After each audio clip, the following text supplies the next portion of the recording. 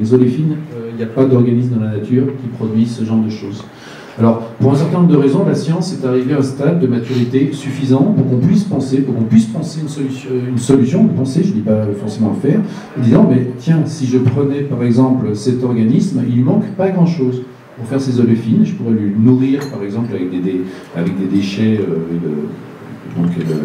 ce qu'on appelle la lignocellulosique, et il me transformerait ça dans ces fameuses briques, ces produits chimiques dont j'ai besoin. Dans tout ce qui est biologie de synthèse dans l'industrie aujourd'hui, ça consiste essentiellement à instaurer ce qu'on appelle une nouvelle voie métabolique dans un organisme, c'est-à-dire une série de réactions parce que vous avez besoin d'une série en général, si vous pouviez en mettre une seule, vous le feriez, hein, mais ça ne le fait pas. Donc vous êtes obligé d'introduire une série de réactions chimiques qui vont vous transformer un composé A, qui est votre source, celui dont vous devez disposer, en un composé B, qui est celui que vous voulez faire. Voilà. Donc pour faire ces fameuses oléfines, des fois il y a un certain nombre d'étapes, mais après il en manque. C'est-à-dire qu'il manque des réactions. Donc le travail ici, ça consiste à compléter cette voie.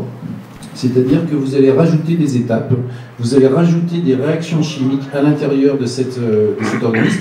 Pour ça, vous avez envie d'utiliser les micro-organismes qui sont communément, enfin, dont on sait tout déjà. Donc déjà la culture, le maintien, la manipulation est quelque chose qui se fait régulièrement par beaucoup de gens et que vous pouvez maintenir par exemple dans des fermenteurs. Pour rajouter ces réactions chimiques, vous êtes obligé d'y amener des enzymes. Donc les enzymes, en fait, ce sont des biocatalyseurs, ce sont des protéines qui ont pour effet de favoriser une réaction chimique. Donc vous allez devoir rajouter les enzymes, et donc pour cela, vous allez introduire les gènes, j'y viens là où ça fâche, vous introduisez les gènes qui codent pour ces enzymes, et donc vous faites un OGM.